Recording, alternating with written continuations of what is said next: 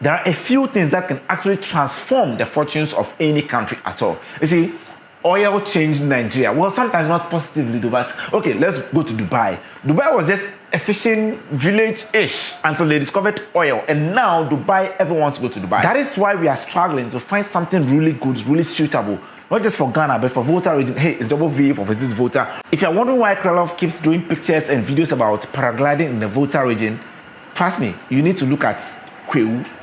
Just because of paragliding, Kwewu is like all over the place. They have huge businesses, huge establishments. They even have one of the largest hotels across the whole of the world. Because of paragliding, Charlie, if something single like this can transform the whole place, at least we'll find some for Volta region. I'm not being jealous or something, but Charlie, the money some for come here too. Now, I spoke about the conditions that needs to be met before you can actually do any sort of paragliding in any part of the world. So I'll link it somewhere, no, not here, but somewhere in the description of the video. So if you're looking at any potential at all across the region, we first need to look at the regional capital. Why?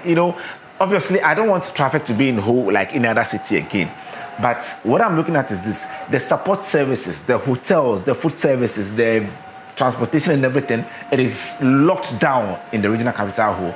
But then paragliding is not about hotels and stuff. It's about the mountain, the suitability and everything. So let's look at the Volta regional capital whole and see if we have a mountain or if we have suitable conditions that needs to work. Mind you, I'm no expert, so everything I'm about to say, take it with a pinch of salt. In fact, a huge grain of salt, because I've just been with the experts for about a few hours and then they explain what needs to be done or the requirement that needs to be met. So I'm just regurgitating what they said. On that note, let's take a look. If you want to see a whole series on all the mountains in the Volta region and whether or not they will be convenient or conducive for paragliding in the Volta region, the best way is to subscribe to the channel and maybe turn on notifications so that when I drop the videos in this series, you'll be the first to know. Also, there's a link in the description that gives you the tourism guide, a free ebook on the tourism guide to the Volta regional capital whole. If you watch the previous video about the requirements for a good paragliding mountain, you realize that you need a smooth mountainside where vehicles can actually drive up to. And looking at Galenkwi Mountain now, the road leading to the top is amazing. The road is not perfect, but trust me, it is 99% good enough to get paragliders and then the tourists and then everybody else to the top. Logistics and everything. This road is just take a closer look. It's usable. Like, it's usable. It can get a job done. So condition number one, check.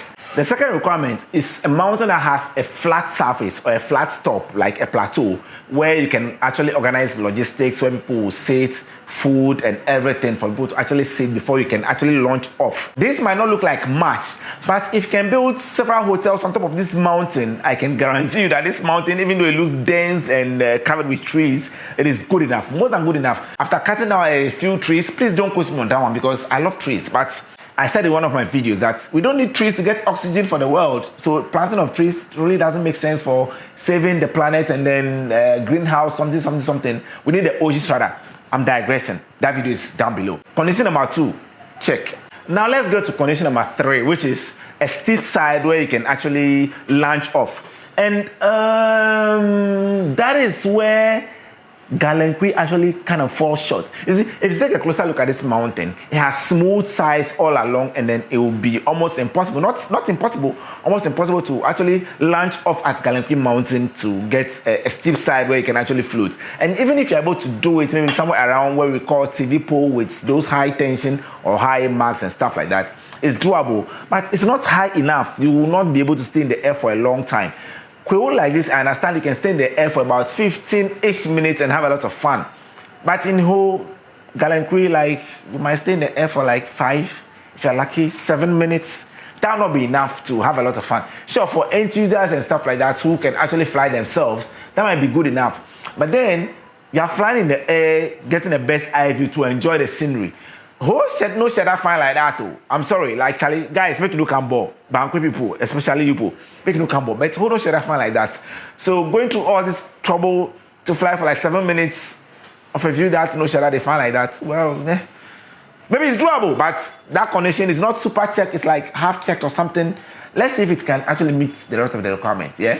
Okay, let's stretch it a little bit and say, okay, maybe if you jump to the other side of the mountain, which takes you to Kalepe, if you jump towards that side, the mountain is a little steep towards that side where you can float a little bit longer. But the next challenge will be landing side, which is very important. You see, you can take off from anywhere. In fact, you can take off from even any story building. 1 or 2 story building can even fly off, and maybe if you're lucky, you get enough lift and enough wind to float. But where to land is the problem.